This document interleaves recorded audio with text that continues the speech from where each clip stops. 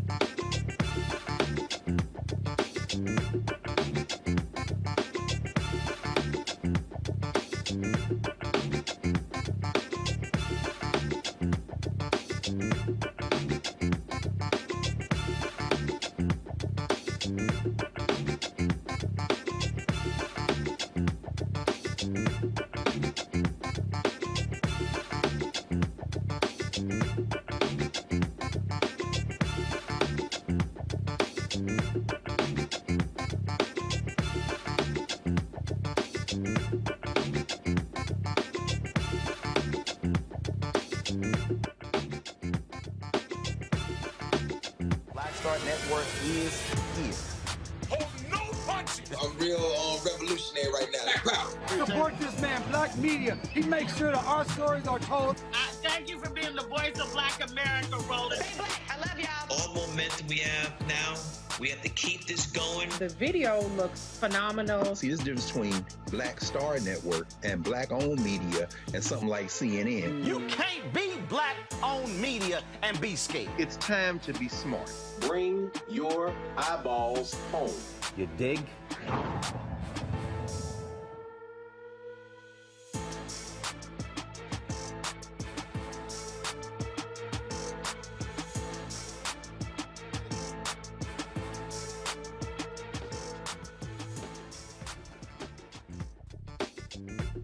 Today is Wednesday, June 8th, 2022. Coming up on Roland Martin Unfiltered, streaming live on the Black Star Network.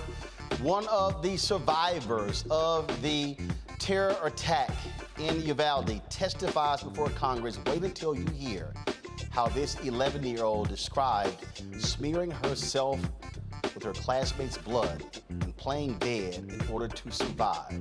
Republicans show their ass in this hearing, but it's no shock. That's what they always do. The Department of Justice appoints a 9-member task force to examine the missteps of the Uvalde shooting and what law enforcement, their failure to respond to that mass shooting. Also, we'll take a look at last night's primary results. Iowa's in the history books after last night's election. Also, Congresswoman Karen Bass in a runoff to be the next mayor of Los Angeles. 6 Haitian Special Olympic athletes have gone missing in Florida. We'll tell you about that. Also, you're not going to believe what Washington Commanders defensive coordinator Jack Del Rio said about the January 6th domestic terror attack. Oh, wait until we play it for you. Yeah, he is absolutely a MAGA idiot. In our Tech Talk segment, a mother loses $1 million, so she develops an app to keep her kids from financial failure. It's time to bring the funk on Roland Martin Unfiltered on the Black Star Network. Let's go. He's got it. Whatever the miss, he's on it. Whatever it is, he's got the scoop, the fact, the find. And when it breaks, he's right on time and it's rolling. Best believe he's knowing. Putting it down from sports to news to politics. With entertainment just for kicks, he's rolling. It's on Go, roll, y'all. It's Roland Martin, yeah. Rolling with Roland now.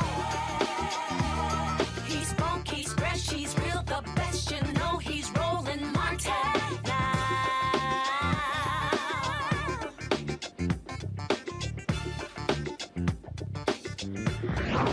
Martin. He's everything that is good in this world. And as I sit here before you today, I can hear my son telling me to stop being extra and get to the point. I was going to tell you all a bunch of fluffy, funny stories about Zaire, but I have a message. So I'll get to the point. As Director of Diversity and Inclusion with New York State Senator Tim Kennedy's office, stories of gun violence and racism are all too familiar, but now these stories are Zaire stories. These problems literally knocked on my front door. These are issues that as a country we do not like to openly discuss. Domestic terrorism exists in this country for 3 reasons. America is inherently violent. This is who we are as a nation. The very existence of this country was founded on violence, hate, and racism, with the near annihilation of my Native brothers and sisters. My ancestors brought to America through the slave trade were the first currency of America. Let me say that again for the people in the back. My ancestors, the first currency of America, were stripped of their heritage and culture, separated from their families, bargained for on auction blocks, sold, beaten, raped, and lynched. Yet I continuously hear after every mass shooting that this is not who we are as Americans and as a nation. Hear me clearly. This is exactly who we are. Folks, that was Zanetta Everhart, the mother of Zaire Goodman, one of the victims of the mass shooting at the Buffalo's Tops Friendly Market. He survived, but 10 others died. Today, family members who lost loved ones in Uvalde and Buffalo testified during a House Oversight Committee hearing on gun violence. emotional, tense, compelling. One of the most compelling was 11-year-old Miah Cerrillo from Uvalde. She described how she saw her classmates get gunned down by a gunman with an AR-15, and the only reason she was there testifying was because of her quick thinking. Listen to what she had to say. We were just watching a movie, and then she got an email, and then she went to go lock the door, and he was in the hallway, and they made eye contact, and then she went back in the room and she told us, go hide, and then we went to go hide behind my teacher's desk and behind the backpacks, and then he shot the little window, and then he went to the other classroom, and then he went, there's a door between our classrooms, and he went to there and shot my teacher and told my teacher goodnight and shot her in the head. And then he shot some of my classmates and the whiteboard. When I went to the backpacks, he shot my friend that was next to me, and I thought he was gonna come back to the room, so I grabbed the blood and put it all over me. And what did you do then when you put the blood on yourself? Just stay quiet, and then I got my teacher's phone and called 911. And what did you tell 911? I told her that we need help and to send the police in our classroom. If there was something that you want people to know about that day and about you, right? Or things that you want different, what would it be? To have security. Do you feel safe at school? Why not? Because I don't want it to happen again. And you think it's going to happen again? The parents of Lexi Rubio, Felix and Kimberly Rubio, told lawmakers about the last moments they had with their daughter before the tragic event. I left my daughter at that school, and that decision will haunt me for the rest of my life. Afterward, Felix dropped me off at my office, the Uvalde Leader News, and returned home because it was a rare day off for him between normal shifts and security gigs he takes to help make ends meet.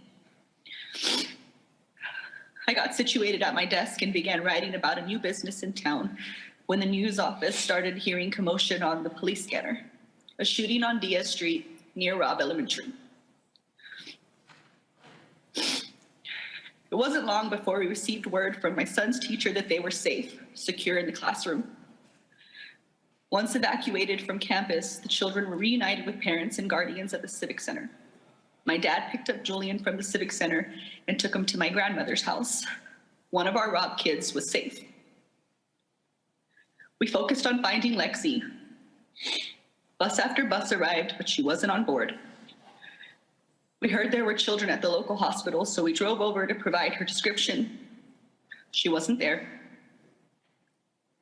My dad drove an hour and a half to San Antonio to check with the university hospital. At this point, some part of me must have realized that she was gone. In the midst of chaos, I had the urge to return to Robb.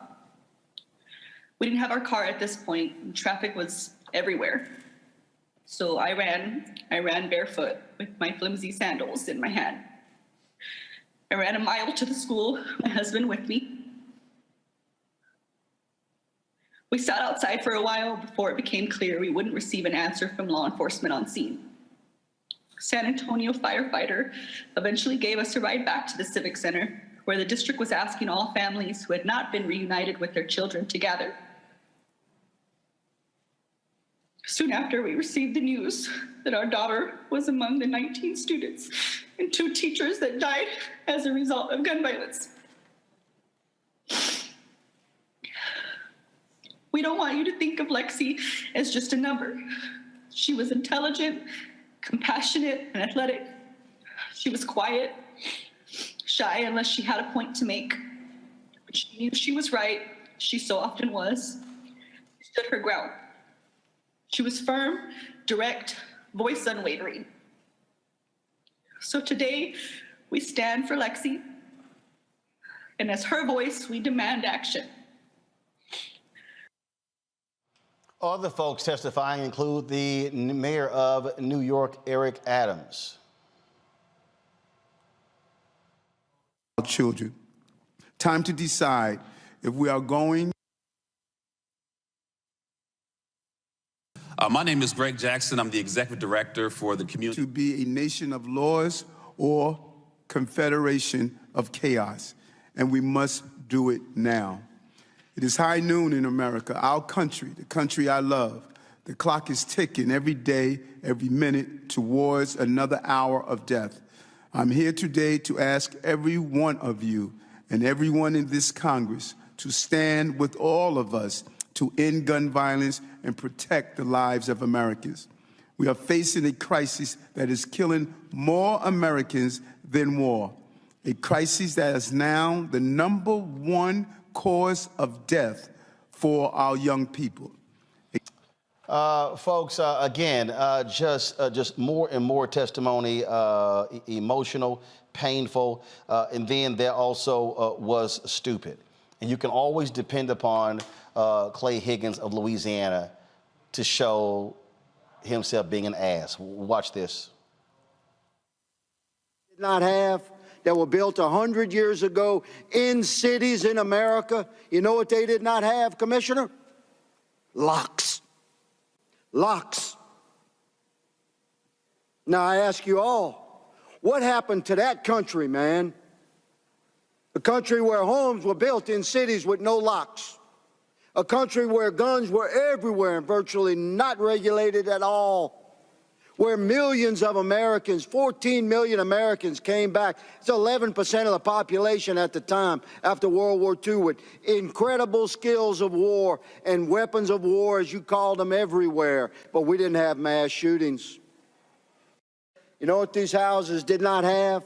That were built 100 years ago in cities in America. You know what they did not have, Commissioner? Locks. Locks.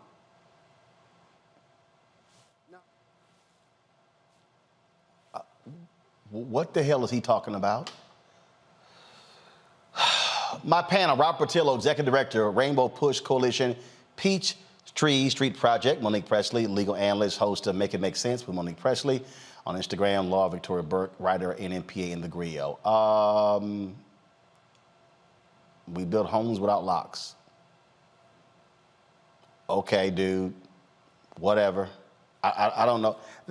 Robert, this is how just utterly nonsensical Republicans are. Not only that, the Republican leadership, they've already sent word to their members, vote no on all 8 gun bills that are currently being discussed in the U.S. House. The Republican Party has no intention to do anything about guns in America. We have to understand that the Republican Party is completely bought, sold, and paid for by the gun industry. And the gun industry has to make sure they have unfettered access to firearms. And right now, there are literally 50 million more guns in America than there are people in this country. So the only way that Glock, that Remington, that Colt, that Smith & Wesson can continue to make money is by continuing to make sure that you have absolutely no laws that curtail this in any way. There's some very reasonable common sense things on the table. You know, if you have to wait till you're 21 to buy beer, you still have to wait till you're 21 to buy a gun.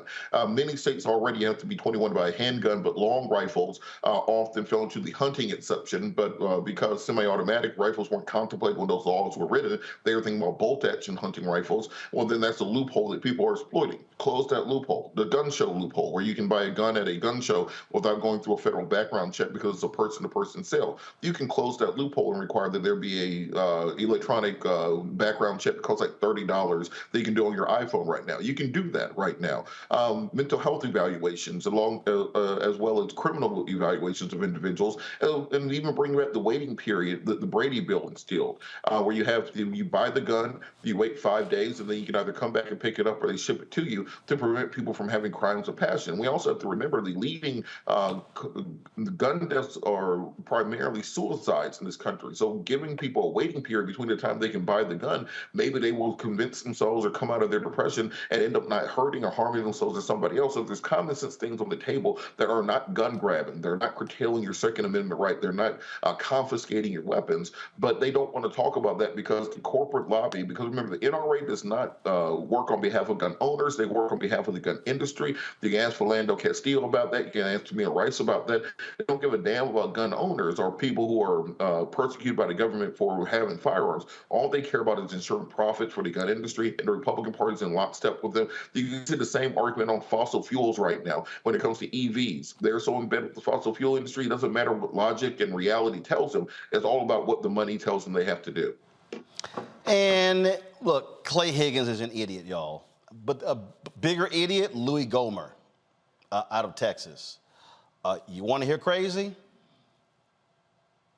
In debate last week and even today, to be told that we have no courage, that Democrats, we were told in debate last week, don't want to hear any more about social media, violent video games, Hollywood, mental illness, and they sure don't want to hear any more about prayers. They're disgusted hearing about prayers, don't want to hear any more about fatherlessness, drug use. Look, maybe if we heard more prayers from leaders of this country instead of taking God's name in vain, we wouldn't have the mass killings like we didn't have before prayer was eliminated from school.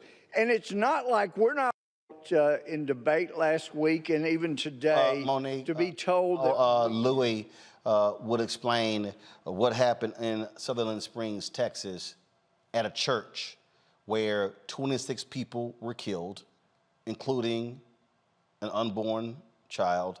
22 were wounded. There was prayer in the church. Right, but he was talking about more prayer from our leaders. I mean, he's... No. His end, he said, maybe if we didn't take prayer out of school, like we wouldn't have had these mass shootings like we didn't before. Wasn't there a mass shooting on the campus of the University of Texas before prayer was taken out of the classroom? I'm just saying. Right, no, I mean, him being an idiot is like that was the precursor before he opens his mouth. So these people are not serious. What I'm saying, though, is he talked about prayers coming from leaders, and I do think that they should. I understand from Higgins what he was talking about with the lockless doors, and nobody can argue, I would think, the increase of lawlessness and rampant violence that has come along with the increase in joblessness, that has come along with the increased disparities in education and employment and wages and healthcare. And that makes for streets that are no longer safe. That makes for homes that require locks. So all of those things are true. I don't hearken to good old days because people always ignore the racism that's baked into the good old days, the same as it is now. But I believe, Roland, that the adequate response really is the take that Matthew McConaughey took on these issues. And it's one, frankly, that we used when I first started learning how to debate. It's yes, and now what? Because being baited into arguments about whether we want more fathers in the home, sure we do. Whether prayer helps if you're a Christian, absolutely. Whether we like to be in times where we don't need locks on doors and we can feel safe and nobody's going to come across our threshold, right, yes, sure. There's no reason to argue about these things. Yes, yes, yes, yes, yes. And now what we need to do is talk about the fact that there are more guns in this country than there are people. Can we have a conversation if first we go ahead and tell you, yes, you are right. We agree with you. We want increased morality. in this country. We want safer streets in this country. We want solid families in this country. Okay, now what? Does that mean that we can move the age range from 18 to 21 for buying these weapons of war? Of course not, because Robert is correct. Robert is correct when he says this is about the gun lobby supporting the distribution and sale of weapons. This is not about protecting the homeowner, because if they change that age range from 18 to 21, they will not lose a single voter to the Democrats. There's not one 18-year-old who has to wait until they're 21 who's not going to either find it on the black market or wait. There's not one parent who already has weapons, who has teenagers coming up, who has to wait until they're 21 and go through some program. They're not going to turn into liberals. They're not going to turn into Democrats and decide all of a sudden that they're into decreasing the number of weapons on the street. It's ridiculous. They know that their base isn't threatened by this. These changes are not going to lose anybody a damn job.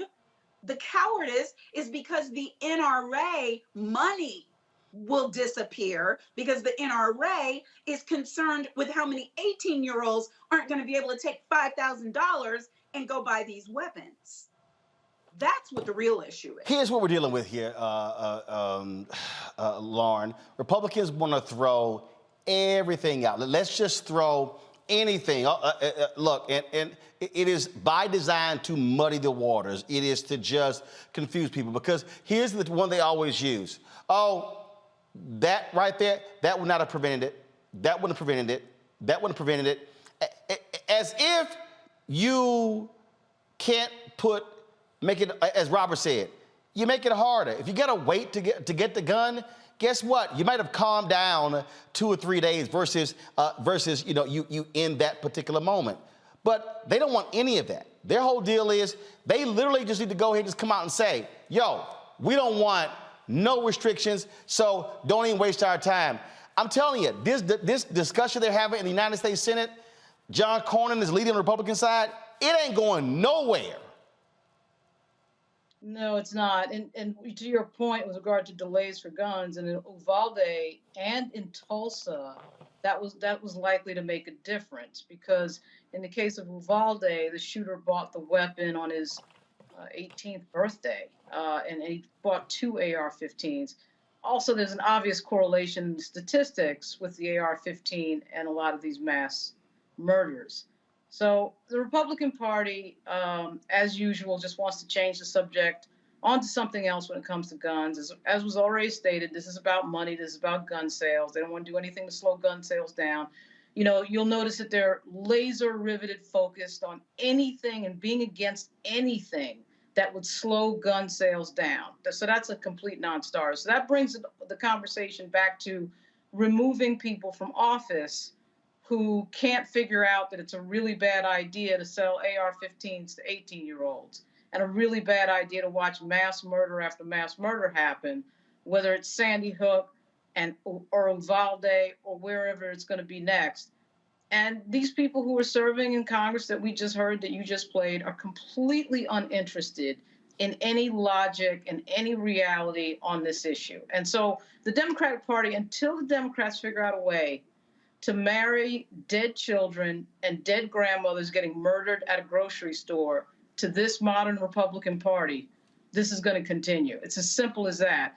I can't imagine why the Democratic Party cannot marry those images to the Republican Party. I mean, I don't understand why that can't happen. I don't understand what the holdup is. Every time we see this issue rolled out, it's the exact same thing with Sandy Hook when President Obama was president. Saw a bunch of children get murdered. We saw the Republican Party go silent, basically take their marching orders and their talking points from the NRA and do absolutely nothing, which is exactly what they're setting up to do again. But heading up into the midterms, it's unclear to me. And I know that none of these parents has pulled a Mamie Till yet, but they've gotten close in the descriptions. I'm really surprised at how much, graphically we have heard about people's children being murdered. And then they're sharing those details. And that's not shaking, and it's not going to shake anybody in the Republican Party. It has to shake the voters Democrats have to somehow get it into the voters' mind to change the dynamics around how we think about guns. Because right now, how we think about guns is John Wayne and cowboys and masculinity and freedom and patriotism. That's what the Republican Party and the NRA have married guns and firearms to. And until the Democrats figure out how to change that, we're going to still be sitting here talking about this again and again and again. This one of the other folks who also testified was one of the doctors who treated these students who were just slaughtered in Uvalde. Here's what he had to say. I raced to the hospital to find parents outside yelling children's names in desperation and sobbing as they begged for any news related to their child. Those mothers' cries I will never get out of my head. As I entered the chaos of the ER, the first casualty I came across was Miah Cerrillo. She was sitting in the hallway. Her face was still clearly in shock, but her whole body was shaking from the adrenaline coursing through it. The white Lilo and Stitch shirt that she wore was covered in blood, and her shoulder was bleeding from a shrapnel injury. Sweet Miah, I've known her my whole life. As a baby, she survived major liver surgeries against all odds. And once again, she's here as a survivor, inspiring us with her story today and her bravery. When I saw Miah sitting there, I remembered having seen her parents outside. So after quickly examining 2 other patients of mine in the hallway with minor injuries, I raced outside to let them know that Miah was alive. I wasn't ready for their next urgent and desperate question. Where's Elena? Elena is Mia's 8-year-old sister, who was also at Rob at the time of the shooting. I had heard from some of the nurses that there were 2 dead children who had been moved to the surgical area of the hospital. As I made my way there, I prayed that I wouldn't find her. I didn't find Elena. But what I did find was something no prayer will ever relieve. 2 children whose bodies had been pulverized by bullets fired at them, decapitated, whose flesh had been ripped apart, that the only clue as their identities was a blood-splattered cartoon clothes still clinging to them, clinging for life and finding none. I could only hope these 2 bodies were a tragic exception to the list of survivors. But as I waited there with my fellow Uvalde doctors, nurses, first responders, and hospital staff for other casualties we hope to save, they never arrived. All that remained was the bodies of 17 more children and the 2 teachers who cared for them, who dedicated their careers to nurturing and respecting the awesome potential of every single one, just as we doctors do. Folks, Jackie Spire, Congresswoman Jackie Spire, also knows about gun violence. She was almost killed during the massacre in Jonestown, led by cult leader Jim Jones. This is what she said today on the House floor. Madam Speaker, thank you. I believe I'm the only member of this House that is a victim of gun violence. My body is riddled with bullets. I have a divot in my leg that's the size of a football. I have skin grafts on all parts of my body. I live with that every single day. A victim of gun violence is traumatized over and over again. I implore my colleagues on the other side of the aisle, if we had a 737 that crashed every month for 12 months in this country, we would do something about it. And that's what's happening to children in this country. 1,500 kids die of gun violence every single year. We have to do something about it. All we're saying is, don't let them purchase an assault weapon until they're 21. We already say you can't purchase a handgun until you're 21. Dr. Guerrero this morning talked about decapitated heads. Expired. I urge you, I'm leaving this institution. Please do something. I yield back. Gentleman from Ohio.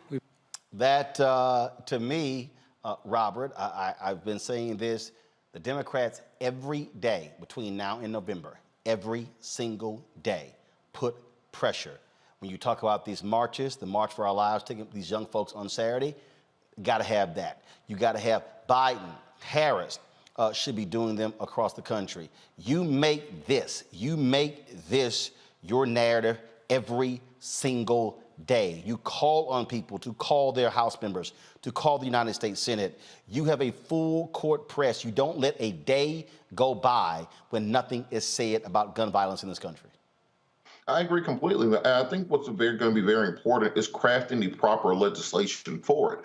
Because as much as we have attention on mass shootings when it's something like Uvalde or Buffalo or Parkland or Newtown, and the list goes on, but we also have to deal with gun violence in our communities that happen on a daily basis. If you're in a major city in the U.S., you basically, when you wake up and turn the news on in the morning, you just expect to hear the body count from the night before first. So we have to make sure we're crafting legislation that will address the totality of gun violence, not just these stories that have a big splash around it. And that's why it's very important the way that we talk about it, the way that we craft the legislation, because if you get too hyperbolic, too outside of the realm where they call it the uncanny valley, where people can't see the realism in it, then it simply becomes more of the political chaff or the political noise. So we need to have a very clear agenda, 3 or 4 points, not one of these Christmas tree omnibus bills that we're trying to get done. And then I actually believe you can get 10 Republicans in the Senate that will be able to cross the line to get those to get something like that done. But it's going to take conversations. It's going to take competence, and as you said, it's going to take an unrelenting push to do something about it. Well, look, you talk about what it's going to take. Moments ago, Monique, the House actually voted. And they passed a bill that raised the age to 21, as well as prohibits the sale of ammunition magazines with a capacity of more than 15 rounds. It was approved by a vote of 228 to 199. That means that you did have some Republicans who voted for that, but clearly the vast majority voted against it. You see the headline here. That first of all, the tweet that from AP sent out was the U.S. House has voted to set a minimum age of 21 for buying semi-automatic weapons. Then they say the measure is almost certain to fail in the Senate. Well, Robert just talked about some basic things to get done. How basic is it to go from 18 to 21, which is what Congress did when they raised the age when it came to drinking? So, geez, that's hard. That's heavy lifting?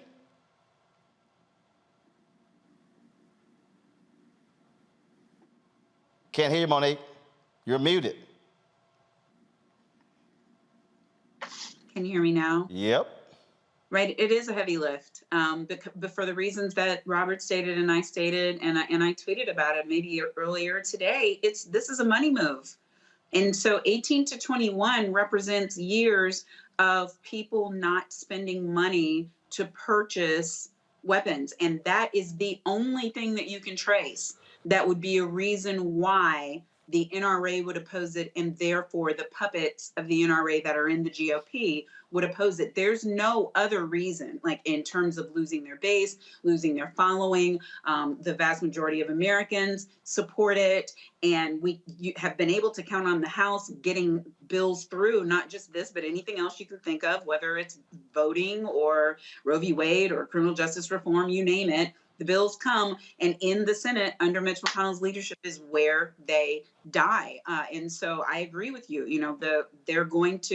The Democratic leadership is going to have to make a real show of it in their support, especially for young people, like you mentioned, March for Our Lives. I'm Tatiana Washington, who's an organizer for March for Our Lives. I'm talking to her on my show tomorrow at noon. And what I'm looking forward to is the time when they're old enough to make these changes, because we are so our age and above are not trustworthy for securing a future for these young people. And so I anxiously await the time period when young adults who are not much older than my own children can do what is necessary. And I can't wait till more of them are even voting, so that some of these old heads can just go the way of the dinosaur and get gone.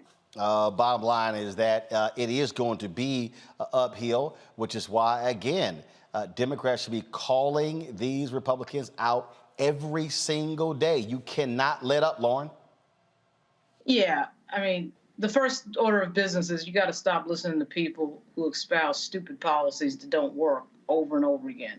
Sitting around here listening to Ted Cruz and Louis Gohmert, sitting in a state where they've got I think 3 of the top 20 gun murder homicides in history. I think Sutherland Springs and El Paso and now Uvalde are in the top 20 in the history of the United States. And then we're sitting up here listening to Ted Cruz and Louis Gohmert for what? So the Democrats have to get a lot more aggressive in their messaging, like a lot more aggressive.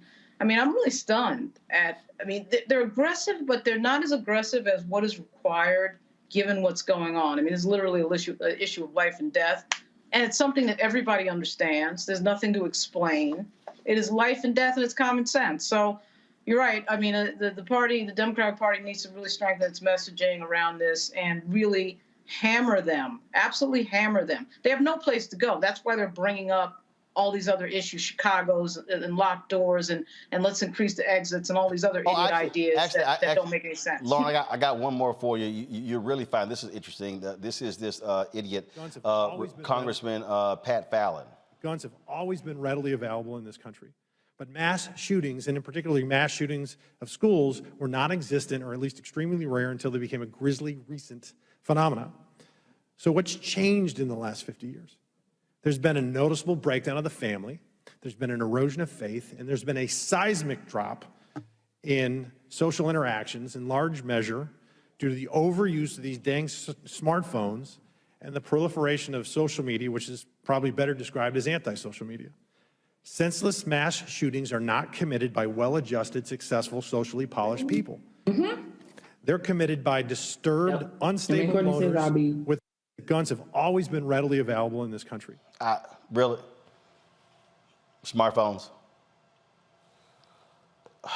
To lecture anybody on anything.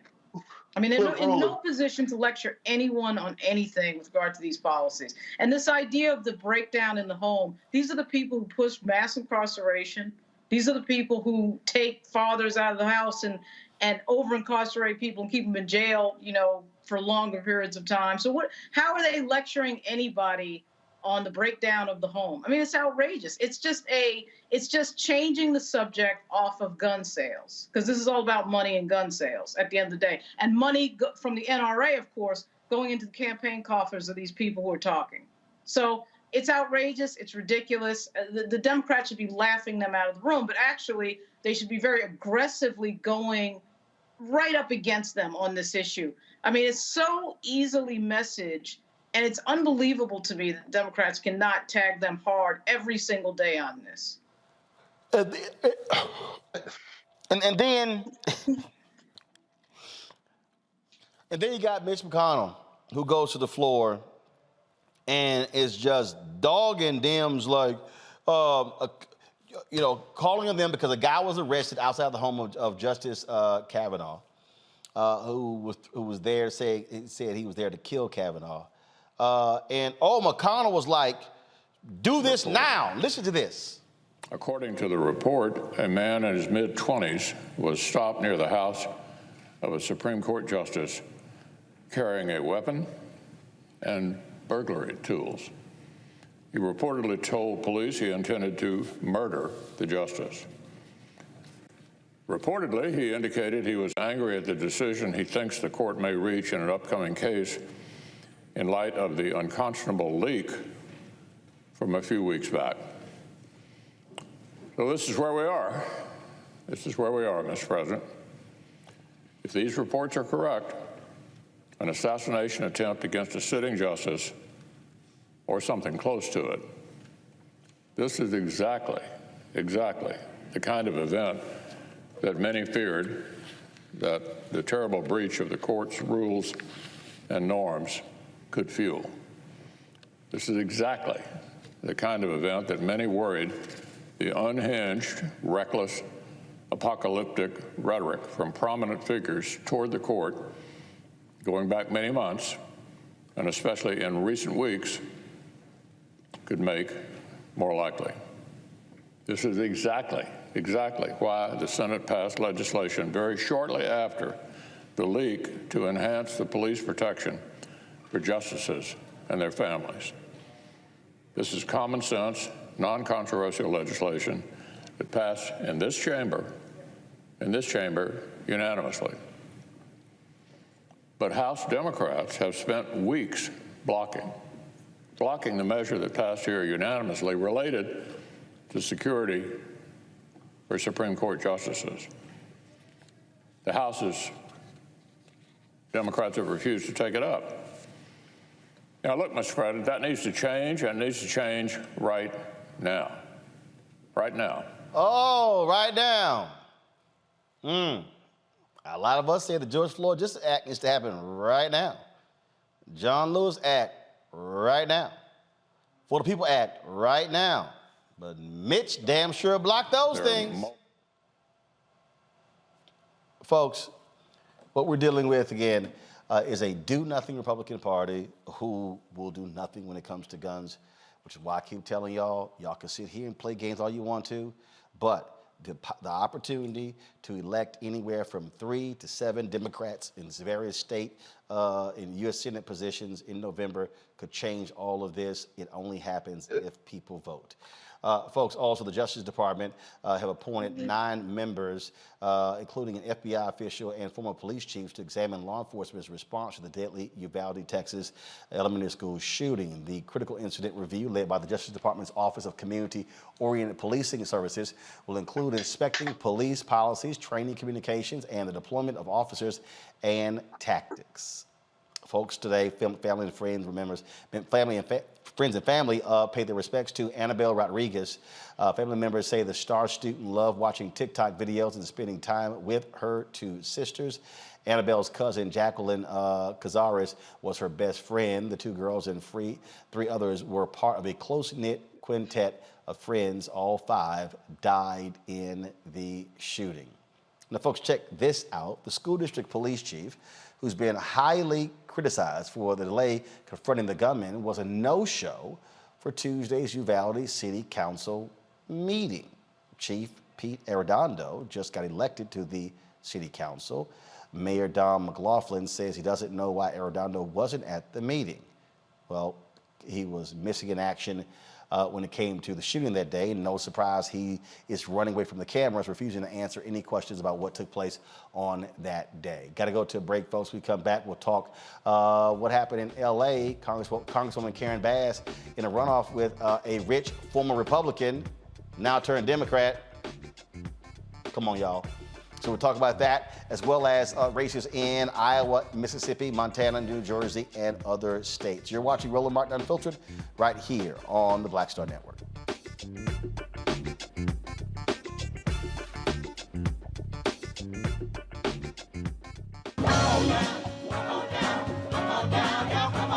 welcome you to the launch of the Mass Poor People's Low-Wage Assembly and Moral March on Washington, D.C., June 18, 2022. We are a new, unsettling force, and we are powerful. New, unsettling force, and we are here. We're rising up to demonstrate the compelling power that we, poor and low-income people, have to reconstruct society from the bottom up. And we need to do it with the loudest voices possible, the biggest actions possible. Because we know that there is no scarcity in this land. The only scarcity is the moral will to do what's right. Hold on, just a little while longer. We are those with sub-minimum wage jobs who can't afford sky-high rent. People with disabilities are the fastest growing minority group.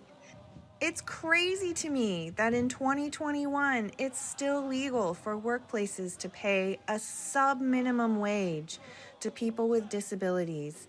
There are still so much trial and tribulations that we go through as Indigenous people. We can't get a decent wage to sustain ourselves, nor can we get adequate housing. Veterans across this nation say enough is enough. We can't pat essential workers on the back on one day and then cut their health care the next day. Health is a political choice. What more do I need to do to prove that my voice is just as valuable as anyone else's? There are still forces in denial that would try to slow walk our transition to a clean economy and a just future for us all. We have an immoral system run by immoral people. But together we walk, and we walk and we fight. It's time for a change. Reconstruyamos esta gran nación. See, we are people of resilience. As we fight these interlocking injustices together, when we work together, mobilize together, and rise together, we become a voice for the voiceless, and we become an agent of change in a time where great change is needed. We need the third Reconstruction to ensure that deaf people, people with disabilities, and all people can have the right to live and to thrive. We know what they are doing, but the question is, what are we going to do? Reconstruction begins when we change our mentality and say it's time for you to get your foot off of my neck. I know justice is coming soon. Hey, do you believe that today? I'm Angie Stone. Hi, I'm Teresa Griffin. Oh, Roland. Hey, Roland, I am so disappointed that you are not here, first of all. Where's our dance? It's like we get a dance in every time I see you. And so now you're not here for me to dance with, sir. You and your ascot. I need it. I need that in my life right now. Okay, I love you, Roland. What's up? I'm Lance Gross, and you're watching Roland Martin Unfiltered.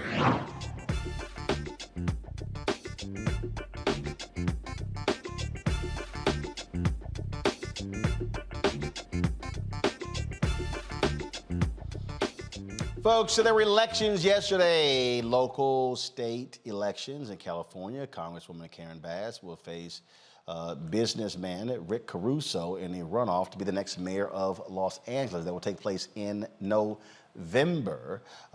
He spent millions of dollars of his own money raising his profile and to vault to the second position. And so now those two will square off again in November. In San Francisco, the DA got the boot there as a result of folks upset with crime. Chase Bouton was criticized as being too soft on crime. As a result, the voters voted him out. San Francisco's Mayor London Breed will appoint a new DA to the position. In Iowa's U.S. Senate race, retired Navy Admiral Mike Franken wins the Democratic nomination and will face off against incumbent Republican Senator Chuck Grassley, who's 89 years old. In Iowa, Democrat Deidre DeJar becomes the first black nominee for governor.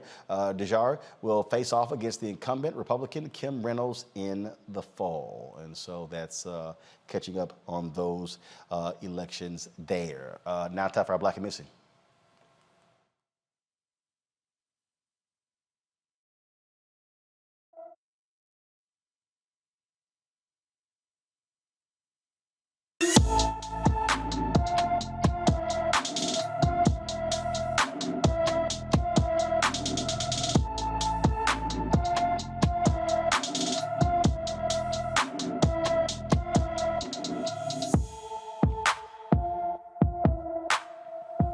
All right, folks.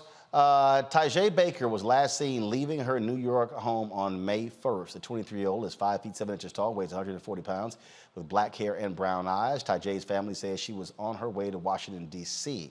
She was last seen wearing a black sweater, gray shorts, and a white top at the Union Station bus terminal here in D.C.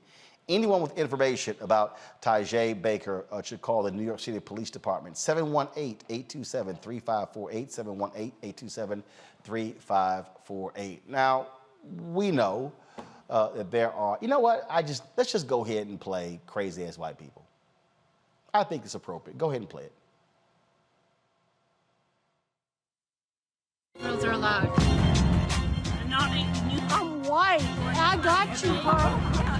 Illegally selling water without a permit on my property. Whoa! Hey!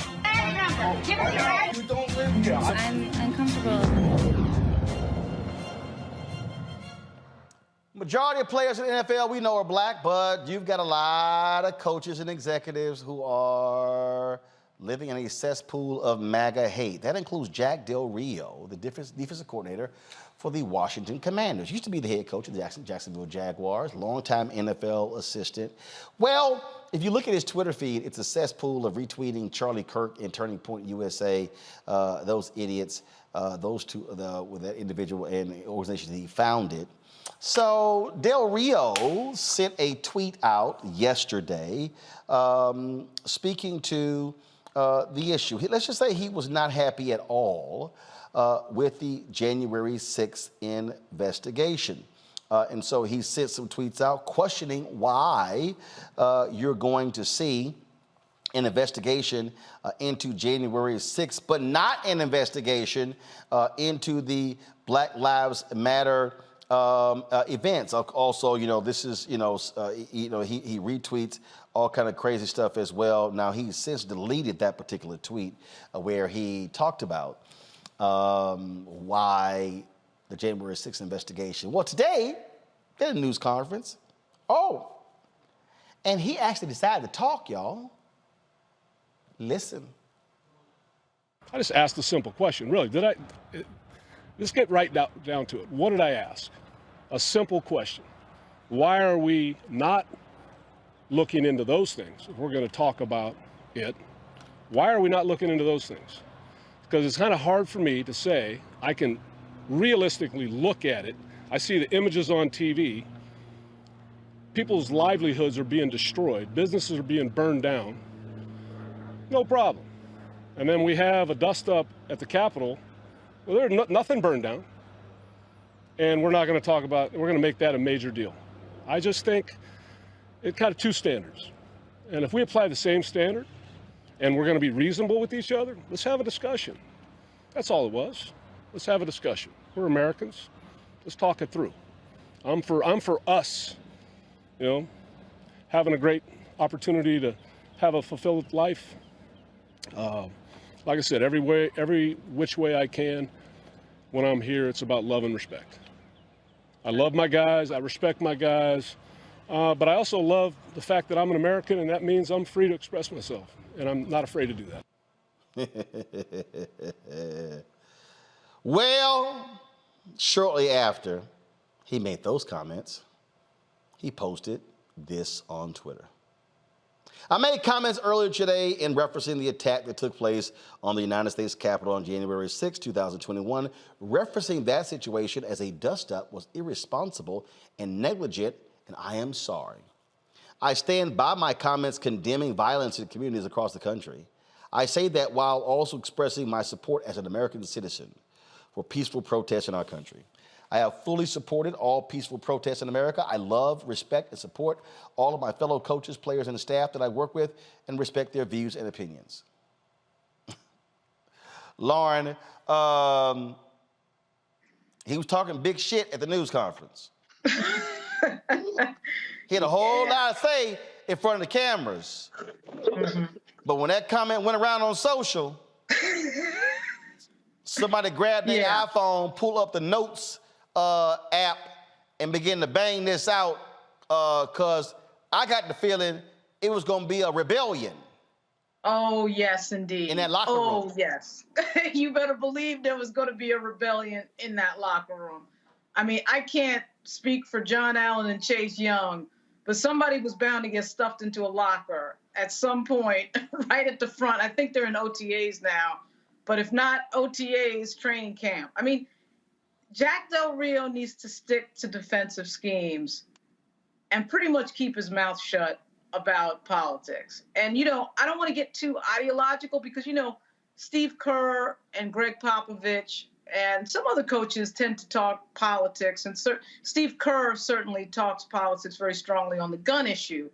And so I don't want to be sitting up here saying that Del Rio isn't allowed to say anything. But what he said was absolutely stupid and incomprehensible. You really couldn't even figure out really what he was saying other than that I think he wanted to just say something negative, of course, about Black Lives Matter and the George Floyd protest. It's always interesting, too, when that comes up and people bring up property and not the life lost of George Floyd. Like, the property thing is always more important than somebody dying. I mean, this is unbelievable. And those football players, particularly on the Redskins, they're going to hear that, and be like, wait a minute, who am I working for? What are we doing? He should keep his mouth shut because he's got a lot of smart players on the, I shouldn't say Washington Redskins, Washington Commanders, of course. And they're bound to like say something. It's it's embarrassing. And it's particularly embarrassing when you know that Jack Del Rio knows that most of the players that he's coaching are African American. So you say that knowing that, and it never occurs to you that that might be a problem at the next practice. That makes absolutely no sense. It doesn't, and it did not sit well with a former member of the team, Brian Mitchell, longtime NFL player, played for Washington and Philadelphia. He has a sports show here in D.C. This is what he said. I don't give a damn about Ron Rivera getting mad at somebody having a practice collision until he gets off his ass and addresses this damn idiot that he hired as a defensive coordinator. That's what I give a damn about. And if he can't do it, then he's the wrong damn man to be leading this damn football team. How do you expect anybody on that team to be straightforward when you've got a guy like that in the defensive coordinator position? Sounds like B. Mitch is not too particularly happy with Jack Del Rio, Robert.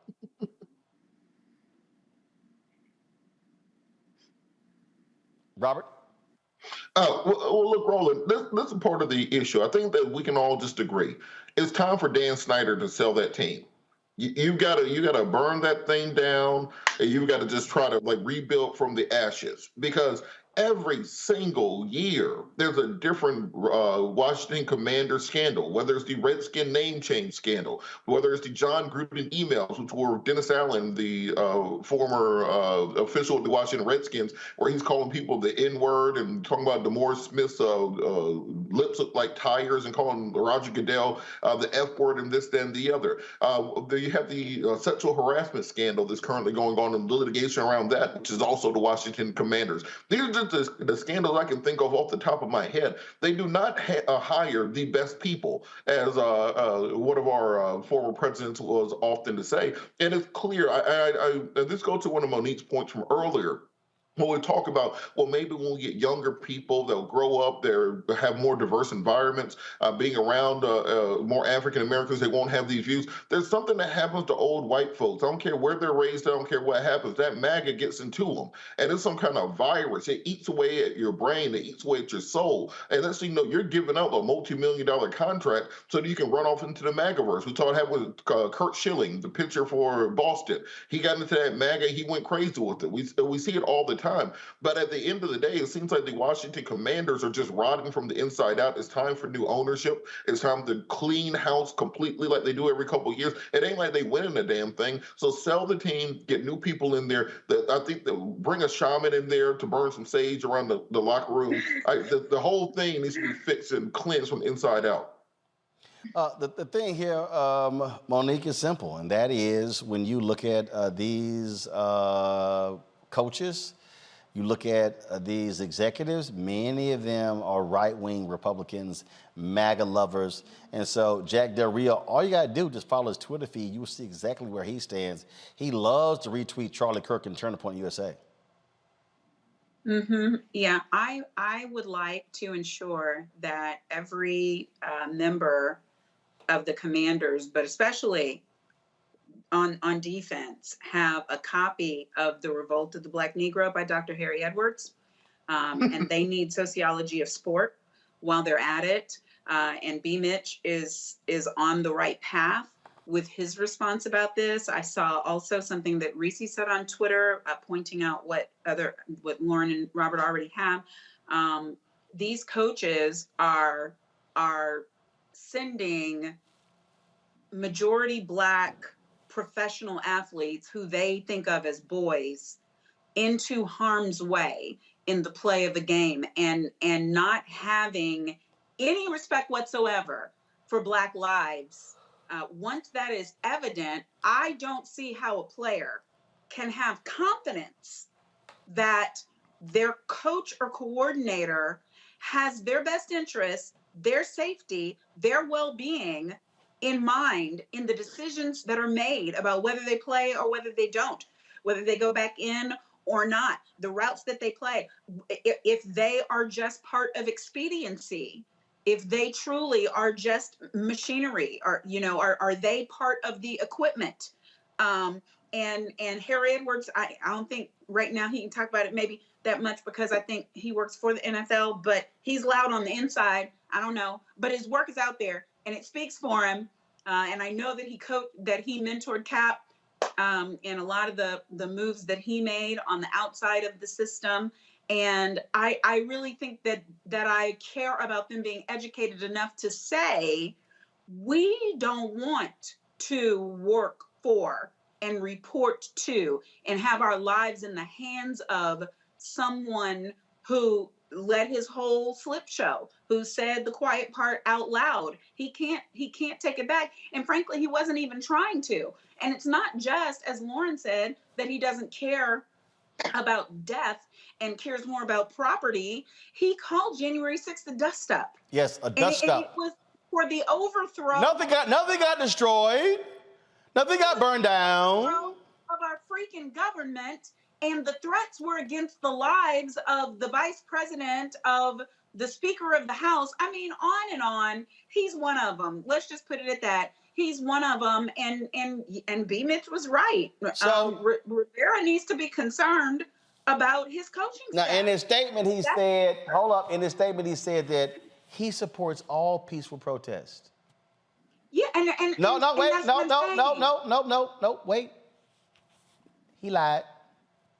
Well, but no, Monique, stop. Okay. Guys, come on. Come on. He lied. Okay. I said he lied. He was against the peaceful protest against the national anthem. Yeah. When he was with the Raiders. See, this is where, again, when you can bust these liars. When you can bust these liars. But it's also... So they love, hold up. See, it's a whole bunch of Jack Del Rios in the NFL who are coaches, who are general managers, who are head of player personnel, who are team presidents, who are owners. Now Jack, all of a sudden trying to, I got to apologize. I mean, yeah, because there was blowback. So Jack, come on. You lied. You don't support all peaceful protests. You were not supportive of what Colin was doing, the other players were doing. You were not. You showed who you really are. And that's what everybody now sees. We know exactly who you are. You said the quiet part out loud. That's what he did, Lauren and Robert. So I think that sometimes these guys are daring these black players to do something about when they mouth off. It's like sort of like, let's see how far I can push it before one of these guys says something to me. Well, they're going to get their wish, because the players that come up now are not just going to stand by and listen to this type of thing and not say anything. I mean, there's going to be at the minimum a conversation, because at the end of the day, these black players, these are the people that people come to see. These are the people who buy tickets for. These are the people who bring the gate. Nobody buys a ticket to the NFL to see some coach on the sideline. Nobody cares about who the damn coach is. You watch football on Sunday, you're watching to see the game, you're watching to see the players. And I think these little things, he's seeing, let me see if I can say stuff to poke the bear and see if somebody's going to say something and do something. Well, he's going to get his wish. He's going to get his wish, because there's a lot of players on that Commanders team that aren't just going to, I'm sure he probably heard from them, and that's why you saw that statement. Well, keep in mind, the team president of the Washington is also black. Right. So James Wright. So this ain't no, and the thing here, the thing here, Robert, this is also where I would love for one of those players to invite some of those cops who were at the Capitol on January 6th to a practice. Boy. I would love for one of those former cops to stand with those players and they say, share with us what happened on January 6th. I would love to see some of those players would come out to the practice field with shirts on. January 6th was a domestic terror attack, and on the back say it was no dust up. I would love for them to do that and then say something. I get the right to express myself like you did. But look, Roland, see, your issue is you're still operating in the realm of reality. Remember that once you are infected with that MAGA mind disease, reality becomes multiple choice. You know, you get to pick what happened and what didn't happen. It doesn't matter what actually happened. And if you ask these MAGA that had one on my radio show earlier, they'll swear up and down that it was all a false flag event. All those thousands of people we saw were all paid actors, that all the cops who were injured weren't really injured, or the people who died didn't really die, and that you know, it's almost like a Jedi mind trick they're trying to play. And it's not that they're lying, because you're saying they're lying. They believe it. And if you put them on a polygraph, you put them on a lie detector, you gave them truth serum right now, they would believe all this stuff 100%. That's what's far more insidious. So instead of trying to convince these people of the existence of reality, you have to work on cleansing these people from society. Or why does Jack Del Rio keep getting these retread jobs? He was the coach in Jacksonville. He sucked. He was the coach of the Raiders. He sucked. He keeps getting job after job despite not really doing anything the last 20 years.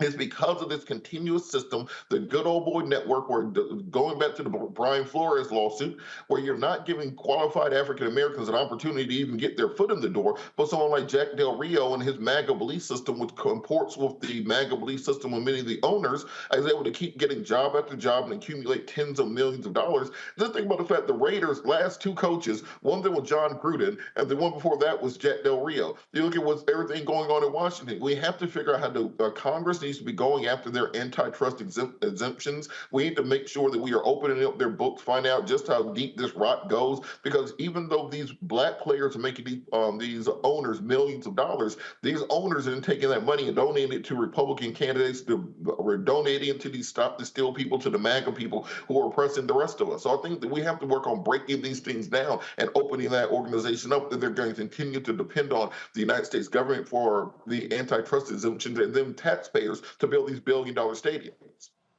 And so this was the actual tweet that he sent out. Would love to understand the whole story about why the summer of riots, looting, burning, and the destruction of personal property is never discussed, but this is #common sense.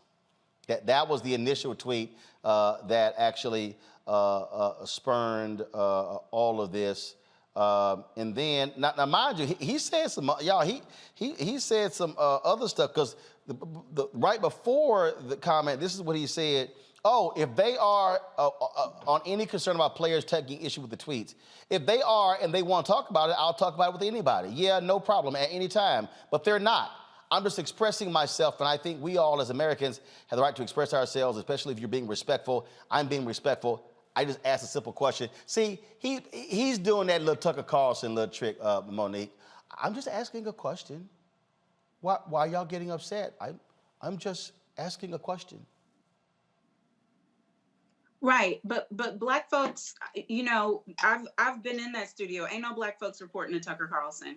Ain't nothing but white folks. My concern is for the people who have to look this cat in the face every day, and are put in harm's way every day, and are doing these jobs and are supposed to be treated like professionals, and are living with the threat of this man. Of course, they're not saying anything. Of course, they're not expressing to the defensive coordinator, who has their professional careers, their livelihoods, Mama and them's house, Booger, Tata, Lucretia, all of them, they rent money? No, they're not saying nothing. That's why B. Mitch, as a former player, was free to say something. And I texted him about it, and I can't say out loud what he responded to. Let's just say he meant it. But no, I think it's up to all of us to understand that you can still be in a harassing environment, a stressful environment, an environment where your employer has the upper hand and can do things like this, make for these climates, and not be free to say anything unless you have power in numbers. And so again, Dr. Harry Edwards, people, find your way. All right, y'all. Let's talk about this story here. 6 Special Olympic athletes from the Haitian men's soccer team are missing. 32-year-old Alton Joseph Milthon, 20-year-old Nicholas Fortalist and others. All four of these players, folks, were last seen on Monday around 2:30 in Kissimmee, Florida, near the ESPN Worldwide Sports Complex. The Osceola County Sheriff's Office says the players turned in their room keys and left behind all bags and personal belongings. No foul play is suspected in their disappearance. The Haitian Special Olympics Committee released this statement about the 6 missing men. Local law enforcement is working to locate 6 missing members of the Haiti delegation participating in the 2022 Special Olympics USA Games in Orlando, Florida. The reason for the departure from the games is currently unknown.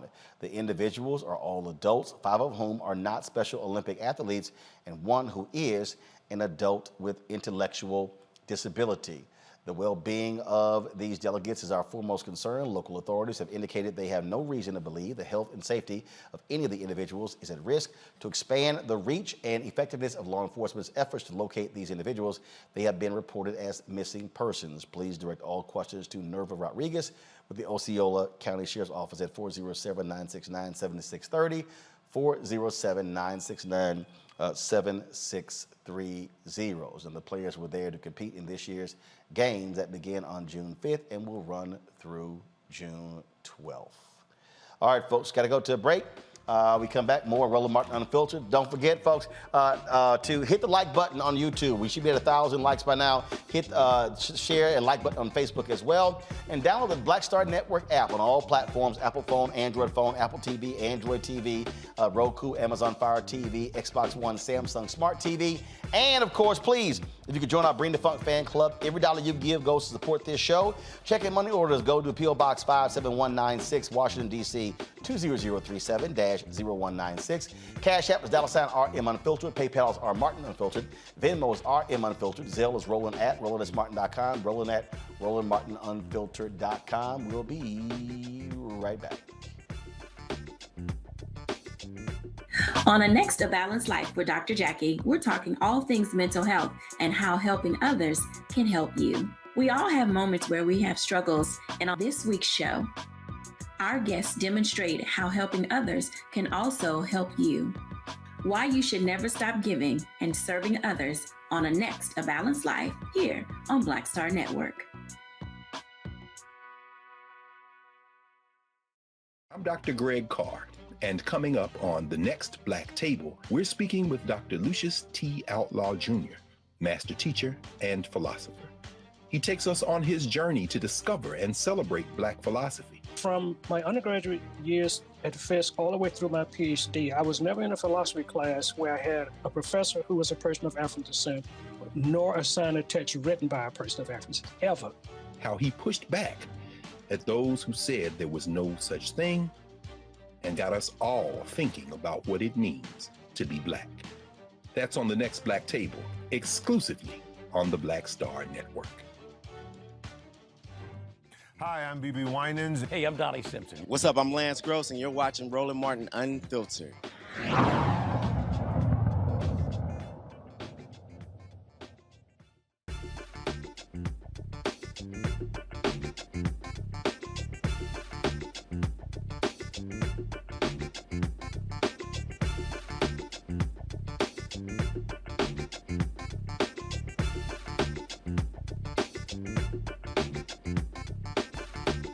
All right, y'all, so Juneteenth is now a national holiday. Now, those of us in Texas, we are familiar with this because it's been a state holiday for a number of years, and so we know how to behave on Juneteenth.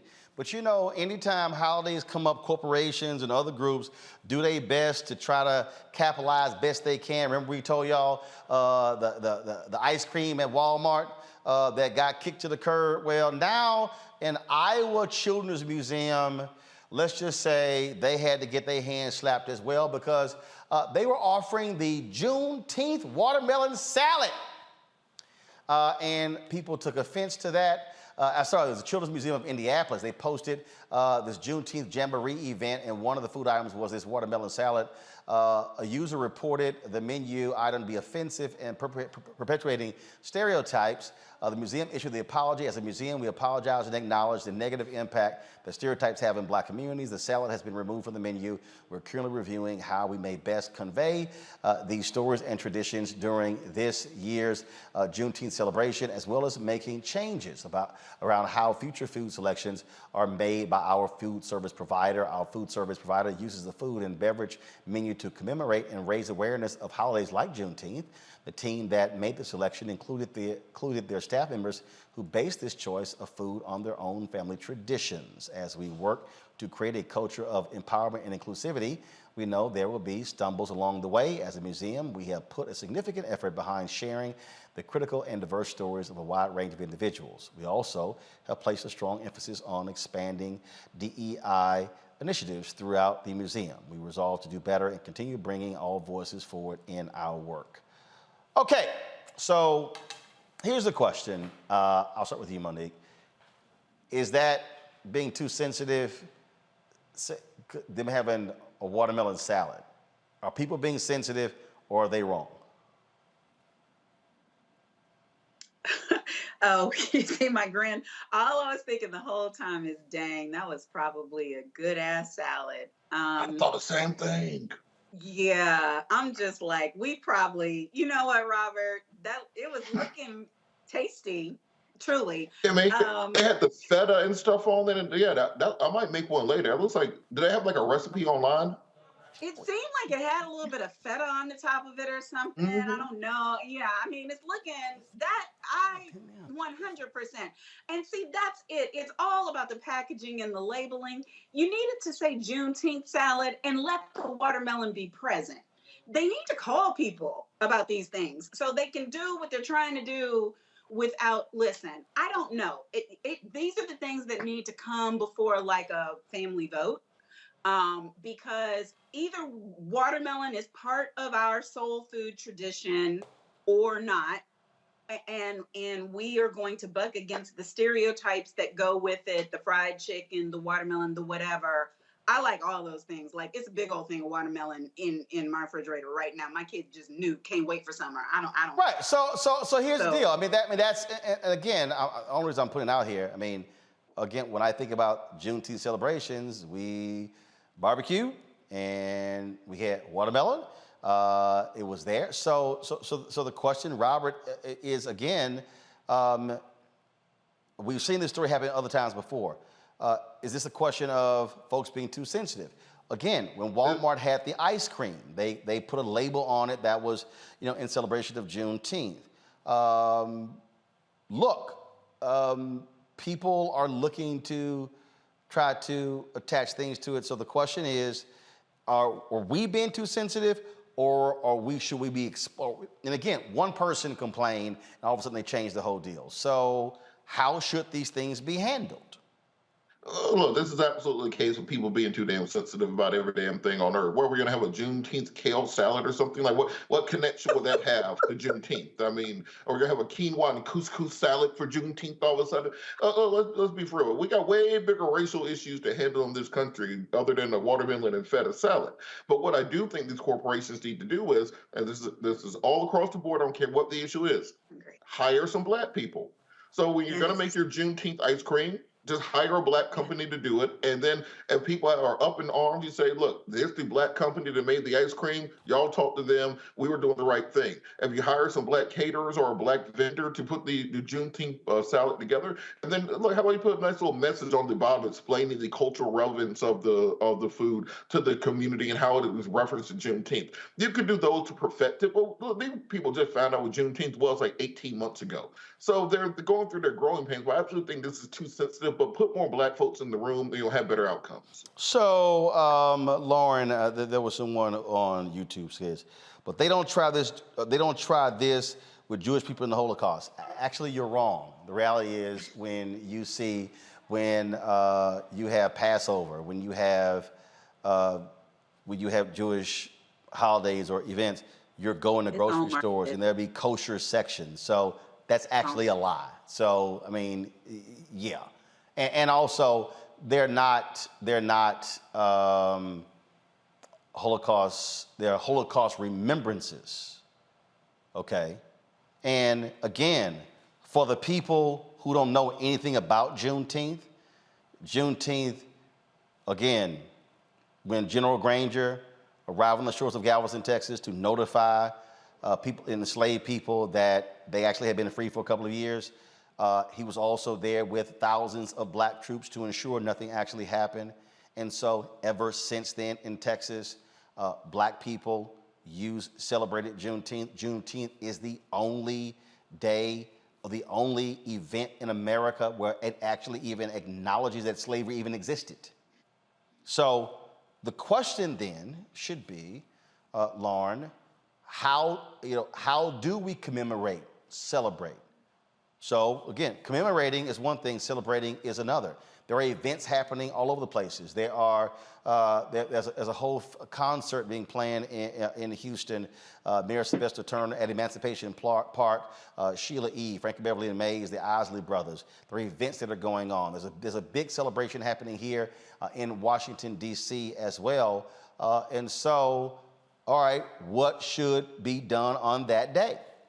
Well, yeah, to Robert's point, obviously there should be some cultural connection to how Juneteenth is commemorated that involves Black people and involves African Americans controlling what that is and really any money that's made off of it. Though, again, to Robert's point, I think generally speaking, not just Black people, but just everybody, we're way too sensitive about everything. Everybody is way too sensitive about everything. I mean, like we're seeing like 2,000 more think pieces over this type of stuff. And we're sitting up here, in the midst of losing our democracy, dealing with a rise in white supremacy, dealing with people's kids getting murdered at school. And when these hearings happen tomorrow night, some spectacular details are going to be emerging from that as well. So when you put that all into perspective, and we're talking about salads and ice cream,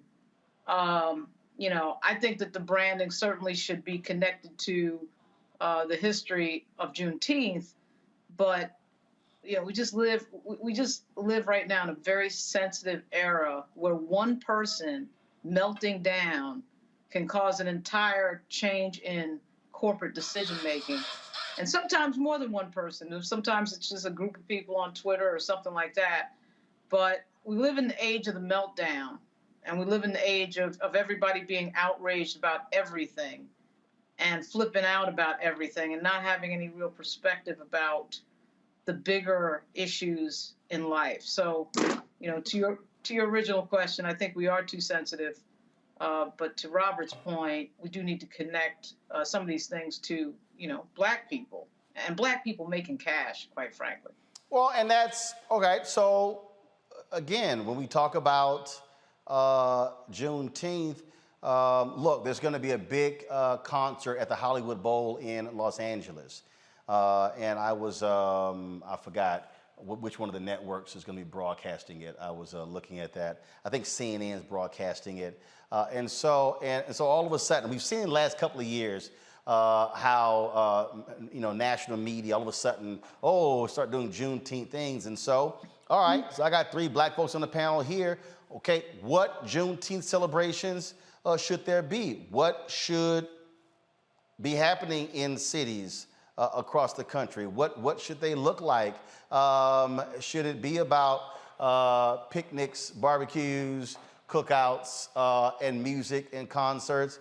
What should they be? You're going to come to me first, right? Well, you already talking first. Well, yes, but I'm also the only person on this panel who is from Galveston, Texas. Well, you ain't you were the only person on the but you're on the panel. But I got you. You already talking. Just talk. Okay, I'm staking my claim to D-Town. Lord, just talk. Just talk. The home of Juneteenth. I'm talking the place where the commemoration, where the announcement took place at Ashton Villa, which is just few blocks away from my childhood home where my grown parents still live. My great-grandfather was actually living in Galveston, Texas the day that this was announced, and they're commemorating the event now in front of the Ashton Villa is a statue of State Rep Edwards, who was responsible, like on his own for a very long time, for the labor of bringing this to be first a state holiday and then a national holiday. So I think that anything that happens has to involve an education, especially now, because this is a holiday that many people who are not part of the Southern tradition or have never celebrated don't understand why there is a cost for celebrating it. And there even was, just a friction within our own Black community about whether it's important to celebrate it or whether it highlights and glorifies the late telling of freedom that we never should have been apart from in the first place. Well, look, as Roland said, it's the only time that we are acknowledging as a country that this happened and that it course corrected, sort of. Through the Emancipation Proclamation. And so I think education is important. I think celebration is important. I think that us having patience as we do our own type of person-on-person education is important. And that all of the Black folks who are out there, who are in the PR world, who know how to do messaging, this is your gig, folks. You need to be reaching out to everybody, from Apple to Coca-Cola to Pepsi. Ben and Jerry's has it. They got it on lock. They know how to do this stuff. So whoever's working for them needs to be working for other people. But my point is, it's a national holiday. So as Black folks, we need to be patient. Unless we want to say this is like NIGGA, something we think we can say, we can celebrate, but nobody else can, it's too late for that. It's a national holiday now, and we want everybody to know about it. So if we want to be a part of it, we need to lead the way and just teach about how to do it and be okay with sharing in it. Now, I don't want to see a whole bunch of white folks getting together and frying chicken and eating watermelon and saying that they're celebrating Juneteenth. That's their commemoration. That I would find offensive. Though fried chicken is good and watermelon is good, there are other ways that we can celebrate. The same as 4th of July. The Holocaust is not a good example, but 4th of July, for your listeners, I'm saying 4th of July, it is commercialized up the wazoo, as unfortunately is Christmas, is Easter. So Juneteenth now being federalized, that's going to happen. We just have to try as best as possible to have a part in the way that it's done. Lauren, I think it is important that and I'm always saying, Damar and I discussed this last night after the show, look, focus on the money. This is where Black organizations should be making it clear who is getting paid off of this. If Black people are not getting paid, shut it down. If you want all of a sudden celebrate Juneteenth, shut it down. And so I would hope folks are looking at it from that point of view as well. Where's our money? Yeah, I mean, that's where we should be sensitive. You want to get sensitive about something, or let's get sensitive about who's making the money and who owns the copyrights. And yeah, I mean, was it a Black catering company that did the watermelon salad? Right, exactly. Get sensitive. Let's blow up Twitter over that. I mean, it's all about that. It's all about owning that brand and controlling what happens and making the money off of it. I mean, we just see it over and over again. Obviously, Roland, you talk about it all the time, appropriately, of course. And that's, again, I think it was Robert that brought this point up about Jack Del Rio, to get back to that for a second. These players bring the money in, and you got some coach on the sideline saying something that is a slap in the face to those players that are bringing the money in, that's paying his salary. Something like this that is has a direct relationship to Black history. Black people should be making the money off of it. Yeah, that's right. And that should be something that we're raising a ruckus over, when these things come up. Robert? All right, I got three things. One, Rainbow Push will be commemorating Juneteenth during our national conference. It's going to be June 18th through the 22nd in Chicago. Go to rainbowpush.org. You can register. Once you all come out, we get speakers, panels. It's going to be outstanding. Thanks for reminding me to bring that up. Number two, and I stole this idea from Dave Allen Greer. I think we should turn it into a Liberation Day idea. where we're celebrating Black liberation, not just here, but around the globe. I think we should be doing things like a Nat Turner reenactment, a Stonewall Rebellion reenactment, reenactment of the Battle of Isandlwana, the reenactment of the Haitian Rebellion and the Maroons and those sorts of things. To remind our people that we weren't just always in shackles, in chains, getting beat by white people, which is the only way they really talk about slavery in this country, that we were just kind of somewhere shuffling around. No, we fought for our freedom. We fought for our independence. We fought for the ability. They didn't just let us go because they felt like it. We were active participants in that. So I think that we have to make sure we highlight that, and that we're bringing the parts of history that are uncomfortable for a lot of people, but also are very prescient for our community, because that fortifies you, it gives you strength. As Frantz Fanon said, is by having that liberation story, the cleansing nature of rebellion. And I think that's something that we need to be highlighting instead of just always, 12 years a slave and those sorts of things that help that kind of stuff when it comes to the history of Black folks in this country. Tertiarily, I did look up that salad.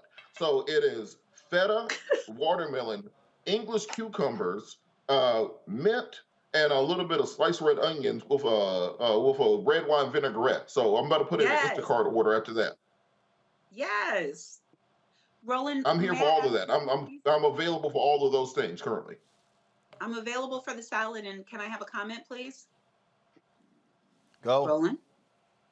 Okay, I just wanted to add to commemorations available. If you're looking for the most beautiful island in the United States where you could celebrate Juneteenth, then go to Galveston, Texas. This Juneteenth, they are going to have there's a National Miss Juneteenth who's going to be there, and there's going to be a gospel performance at the Grand Ole Opera House in Galveston, Texas, which is the oldest opera house in Texas. Roland Martin has been a speaker, a premiered speaker for a Juneteenth at that opera house. There's going to be a parade, good old-fashioned parade. There's fireworks, and then there's on the actual date, June 19th, which is also the day that my grandparents, Mr. and Mrs. William Hunter Sr. were married. There's a commemoration at the Ashton Villa of the reading by Gordon Granger of the proclamation declaring us free. So go to Galveston. There's beach in it for you, and great hotels and really good food. There might even be a watermelon feta salad or two. Try it. So let me say this in terms of Juneteenth. So today is June 8th. There are 11 days until June 19th. First, that was always for my family really 3 different celebrations, typically on the day. 1, my sister Kenya was born on that day, so that was always a birthday. 2, June 19th is also Father's Day. And so typically Father's Day falls on June 19th as well. So let's not act like daddies don't exist. It's also Father's Day. But to Robert's point, one of the things that for me that I associate Juneteenth, which also has been one of the consistent things in Texas, it's freedom. So it wasn't just, oh, Juneteenth. No, it was freedom. And so those of you who are watching, those of you who are planning events, your events should be focused on freedom. And you should not be putting it within the context of they got their freedom on this day in 1865. What you have to understand is that the celebrations in Texas have always focused on the continuing quest for freedom of Black people. And so you would go to numerous Juneteenth events in Houston where voter registration would be taking place. You would go to numerous events where you might have panels and talks, and it wasn't just looking back, it was about the continuing effort for freedom. And so that particular point, when we talked about economics, in terms of advancing it, that also has to be on our minds collectively as African Americans. When we're talking about freedom, we also have got to talk about money. Because when you have money, you have the freedom to make decisions that impact you, yourself, your family, and your community. And so I get people all the time who ask me, man, why is it that you always talking about the money? Because I keep trying to explain to y'all, if you walk 2 blocks from here to the White House, there's a building to the left, on the left side, that shares a lawn with the White House, and it's called the Treasury Department. And if you want to know where all the banks are in D.C., they literally are in a 2-block radius of the White House and Treasury because they understand money. White House is power, Treasury Department is money. Treasury is money, White House is power. If you don't understand America, then you don't understand money. And if you're talking about money, you're talking about America. And so we have to understand this reality. And so what we have got to start doing, those of us who have been educated on this reality, we have got to stop having black people walking around so blindly supporting others who do not support us. King talked about that in Where Do We Go From Here? Chaos or Community, his last book written in 1967. And so that should be our state of mind. We should be asking ourselves if there are Juneteenth celebrations happening at facilities, are those black-owned facilities? If you're having events there and you need speakers and audio systems, the question is, are there black-owned audio visual companies? If you're live streaming the events, are black-owned companies doing the live streaming? Are you using black-owned caterers? Are you using black-owned transportation companies getting folks back and forth? That has to be our state of mind. A whole bunch of y'all keep talking about reparations, which really is you going asking somebody that don't look like you to cut you a check. But the question I got to challenge black folks on, are you literally cutting a check to other black people? Now, see, I know I'm stepping on some of y'all toes right now because, see, now I'm forcing you to have to get a mirror and look at yourself. See, it's real easy for some of y'all in the chat room and on Twitter and Instagram and Facebook and TikTok and Snapchat and Tumblr and fan base and all the platforms. It's real easy to say, man, we should be doing this, this, this, this. But the question is, what are you actually doing?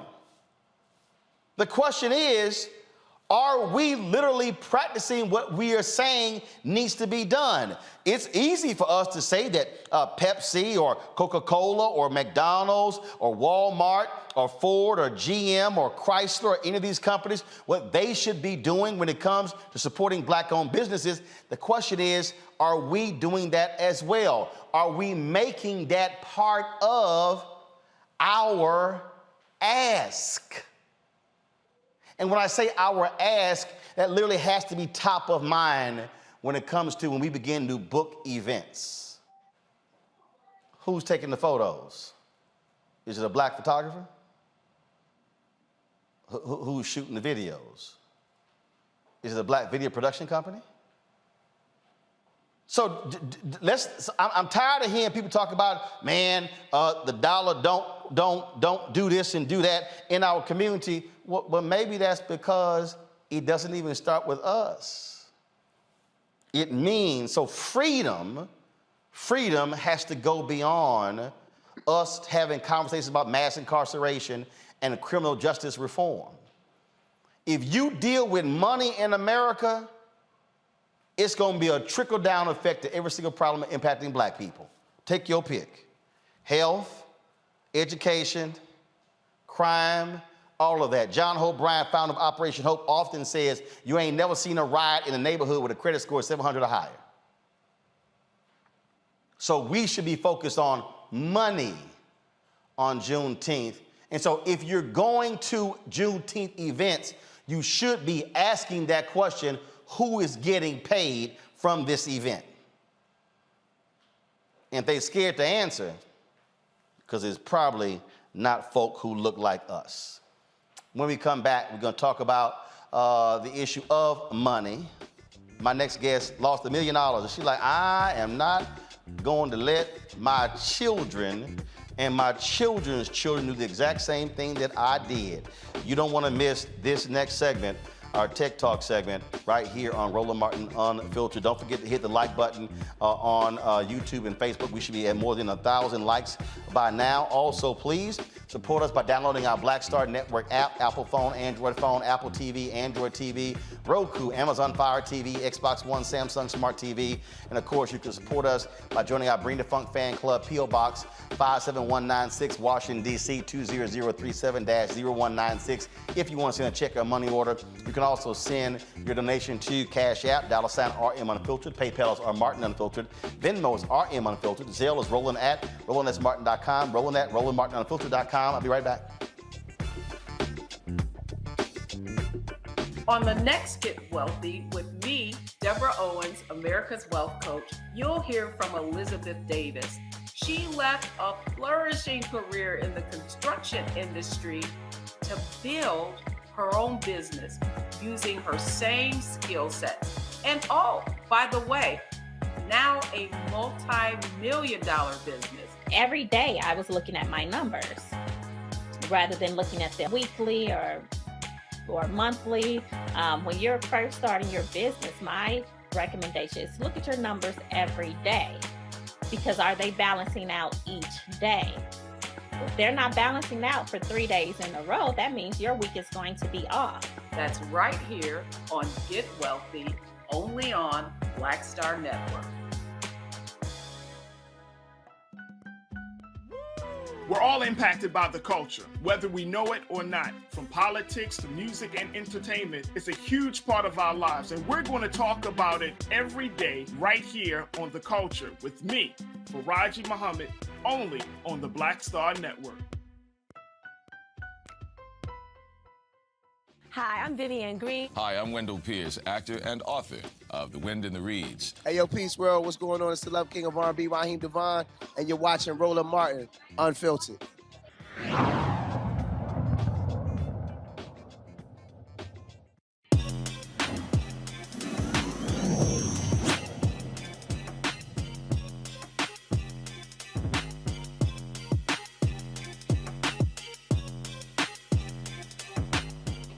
All right, folks, have you ever lost $1 million? My next guest has. She lost that during the stock, lost it in the stock in the bubble burst of 2001. She made it her mission to prevent that kind of financial loss from happening again to herself and to her children. Tanya Van Court created the app Goal Setter, which teaches children about financial literacy. Children learn healthy financial practices by using quizzes, memes, and games. She joins us right now. I'm glad to have you on the show. Tanya, how's it going? It's going good. How you doing, Roland? Thank you for having me. I'm doing great. So what happened in 2001? So in 2000, I was working at a company in Silicon Valley. They gave me a bunch of stock and stock options, and I had no idea what to do with them. Nobody in my family ever talked about stock. Nobody in my family owned stock. So I just left them there, left them to the side, didn't know about diversification, didn't know about asset allocation. In 2001, that stock was worth about $1 million. And the big tech bubble burst, and that $1 million at the beginning of the day went down to about $20,000 by the end of the day. Wow. So when you got, when you joined, it's a great point because I've heard so many other people actually talk about this when they join companies, and they literally don't know about vesting, don't know, when can I sell? When can I buy? How much more? Stock splits, none of that stuff. I mean, it literally is an example of when you don't know, you don't know.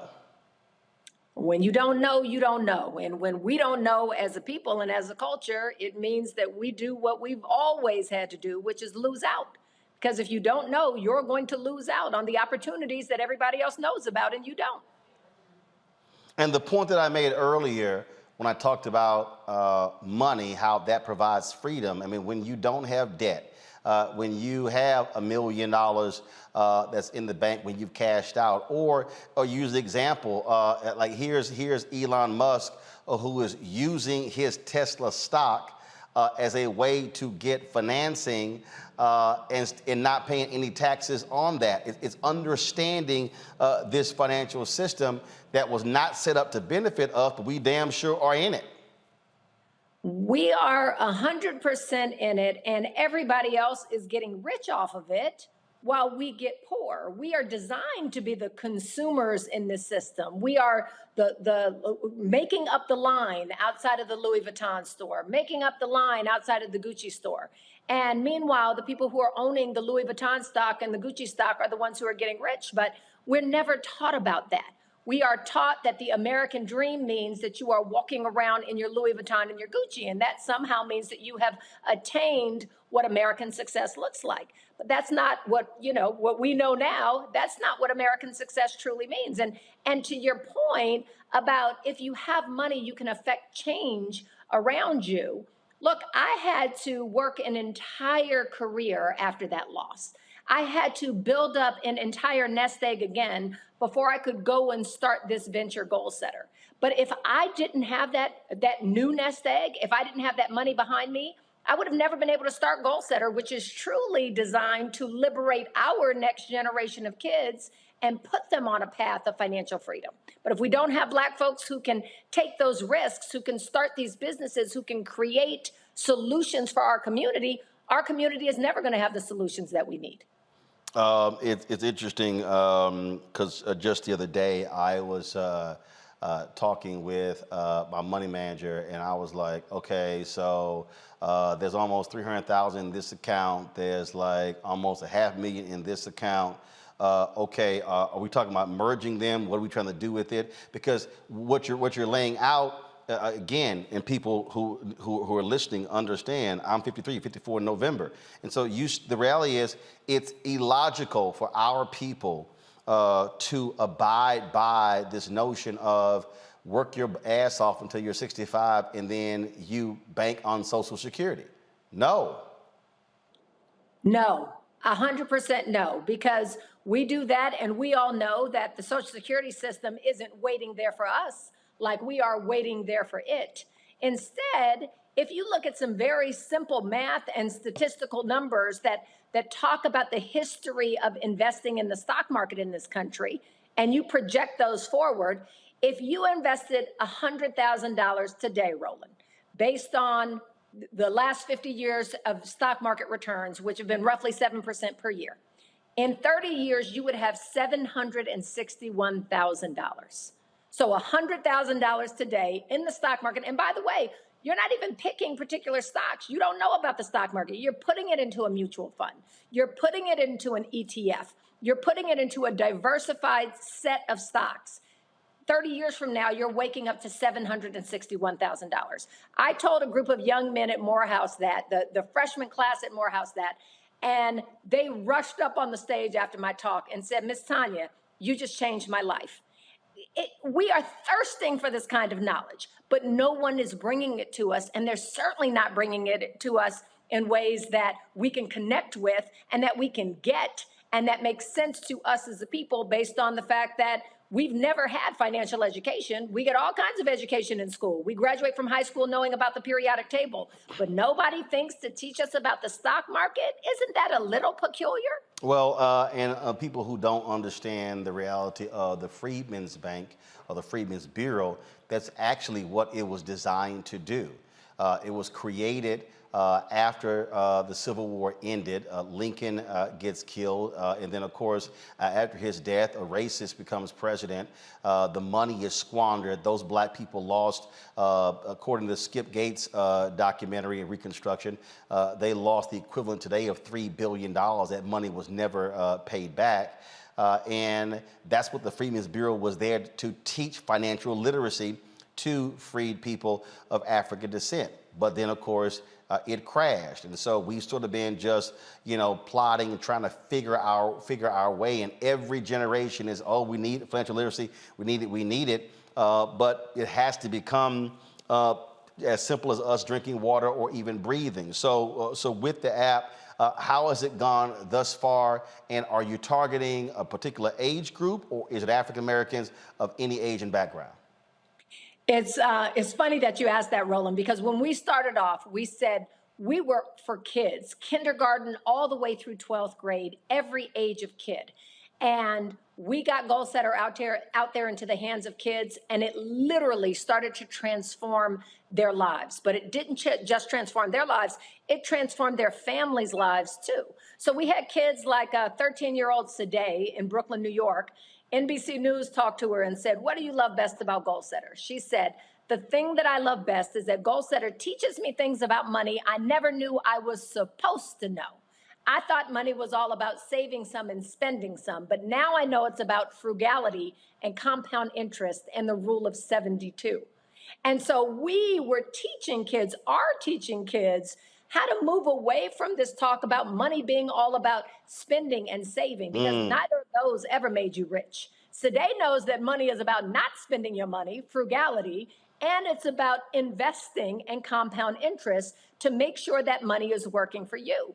But when we were reaching kids like Sadeh, guess what? Their parents started calling us and saying, "Hey, my child showed up at the dinner table tonight talking about the rule of 72, and I have no idea what she's talking about.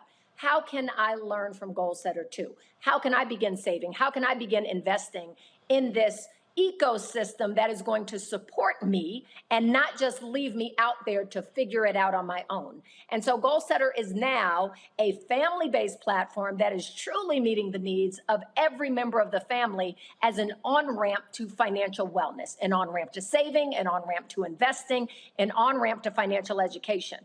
And one thing you should know, Roland, because I'm very proud of, is the FinTech Breakthrough Awards just proclaimed Goal Setter to be the best personal finance app of 2022. And that wasn't just for kids. It wasn't just for families. It was the best personal finance app, hands down, period. All right, questions from our panel. Robert, I'll start with you. I think this is an outstanding endeavor, outstanding idea. I'm one of those people that's completely financially illiterate. Ask me to tell you about the Peloponnesian War, I got you. Ask me to tell you about a mutual fund, I'm lost. I mean, completely. For people who are a little bit older, up there in age, who want to try to get their financial house in order, stop keeping stuff in the coffee can under the bed, what resources are there, or what are the things that you provide for them where maybe they can learn if they feel like they're on the same level as a kid learning these things now? Robert, I love that you asked that question, and there should be no shame in your game, because every adult who I talk to has not gotten any financial education. Roland just talked about the last effort was when the Freedmen's Bank was in existence. We all know how long ago that was. So none of us has gotten financial education, and we hear your same question from adults all the time. So number one, we teach financial education through memes and gifs from popular culture. So when Beyonce says, "Can you pay my bills? Can you pay my telephone bills?" we use that to explain Beyonce wouldn't need anyone to pay her bills. If she would just save for an emergency fund of 3 to 6 months of her expenses, Beyonce could pay for her own bills. And now all of a sudden, Robert, you know how much your emergency fund should be, right? 3 to 6 months of your expenses, go save that first. We then start talking about things like investing and compound interest, but all through popular culture. So it makes it fun, it makes it engaging, it makes it palatable. And we are sending you one of these quizzes every single week. We even attach our quizzes to our debit card with a rule called Learn Before You Burn. So your debit card will automatically freeze on Sunday morning, or your kid's debit card will automatically freeze on Sunday morning if they haven't taken their financial literacy quiz for the week yet. And the minute you take that quiz, the card will unfreeze again. So we are really walking people into financial education broadly. And then we're about to launch a new game that is exclusively for adults, Robert, that's kind of like the Jeopardy game that you see on television where you say, "Hey, Alex, I'll take, mortgages for 100. It's kind of like that. You choose a category that you want to learn about. We provide fun TikTok-like videos to teach you about that category, and then fun quizzes to deepen your knowledge. Lauren? I was just looking at the website and I see the cashola card. Can you talk more about the cashola card? I love the name. Thanks a lot. Absolutely. So, lots of folks in our country have a teen and tween debit card. And lots of our folks in our country have gone out and bought a teen and tween debit card from one of our competitors that does not have a single Black executive. This is exactly what Roland was talking about earlier. But they have a whole lot of money because that's who gets funded in this country to create products that they sell to our people. Our people buy their products and make them rich. And meanwhile, Black-owned companies don't get any money from venture capitalists to launch products that are actually really good for our community and our customers. So if you're one of those folks who has a teen and tween debit card from another company, I would ask you to just compare that debit card to the cashola card. So you just asked about the cashola card. There are two things I want you to know. One is the cashola card is a debit card. It's not a credit card. You can't overdraw it. And it is exclusively created for adults, teens, tweens, whoever in your family needs it.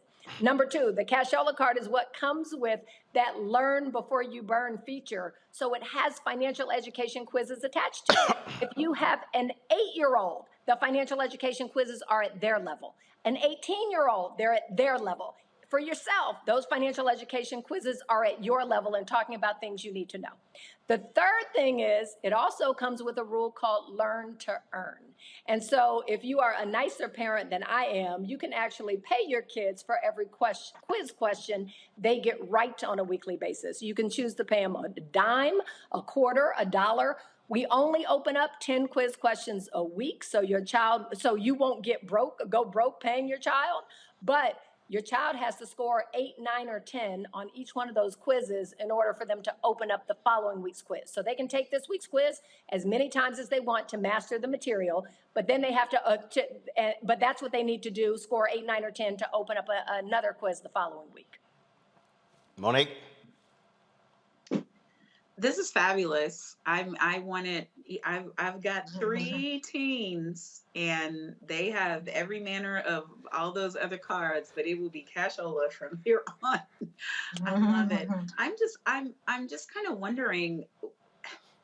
I know that you're not in the business of doing psychology or psychiatry, but it would seem to me that kids could easily like leapfrog the parents' learning.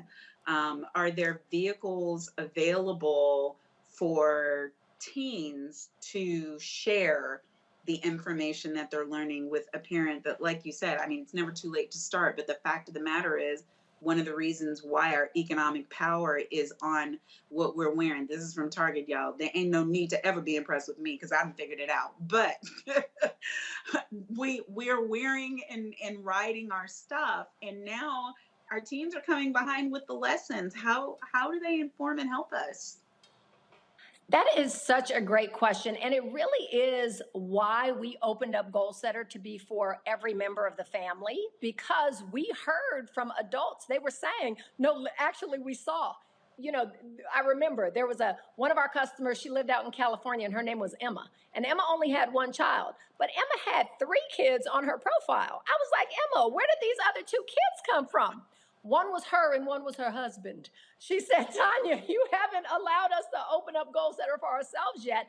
And we love learning through this tool so much that my husband and I want to use it to learn, but we're also using it to save for their own goals. Goal Setter has auto-save capabilities, so you can save towards goals. We have roundups where you can swipe your Chase debit card or your Bank of America debit card and round up to the nearest $1 all the way through $5 every time you're swiping that card and save some of that money. So we have great savings capabilities. We have investing capabilities where you or any member of the family can begin investing. This is adults too. So we walk you into investing, and we have a learning mode in the investment part of our app where if you don't understand a term, you just click on a button and one of those TikTok-like videos comes up and explains the term to you.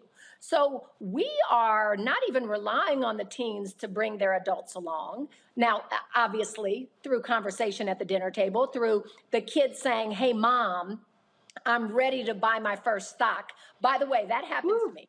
I spoke at the Stanford Black Alumni Association event about a month ago. And a woman walked up to me afterwards and she said, Tanya, we are a Goal Setter family. I had no idea there was a Stanford Black alumni behind it. Now that makes it even better. She said, but I have to give you a story. My 10-year-old daughter just took one of your financial literacy quizzes 2 weeks ago. And she came up to me afterwards and said, Mommy, I just took a financial education quiz on investing. I'm ready to buy my first stock. And that's what's going to do it, because particularly as Black parents, as Black mothers, we will do for our children what we won't do for ourselves. So when our 100. kids right? So when our kids are saying, hey, I'm ready to buy my first stock, that makes us say, uh-oh, let me go ahead and dip my toe in. I think I better learn a little something so I can teach them.